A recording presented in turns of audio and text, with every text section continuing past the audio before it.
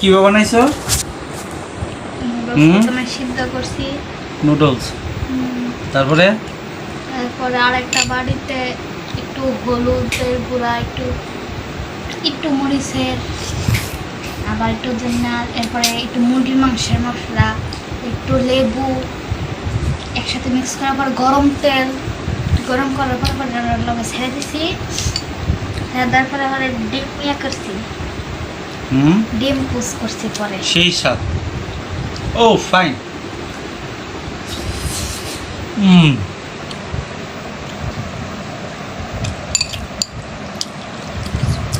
সেরকম কেরা বানাইছে দেখতে। পরে গরম পানি দিছি। সামিয়াটা সেরকম টেস্ট হয়েছে। বায়া বানাই পারে না, তাই বায়া খালি এই দেবো না। সেরকম মজা। মাঝে মধ্যে বানাবা, খুব সুন্দর সুস্বাদু। সবার রান্দা রান্দা খাওয়াই। খুব সুন্দর সুস্বাদু। আবার ডিমও দিচ্ছে। হ্যাঁ, ও প্রোটিনও আছে। ধন্যবাদ সামিয়া, সবটা আমি খাবো না।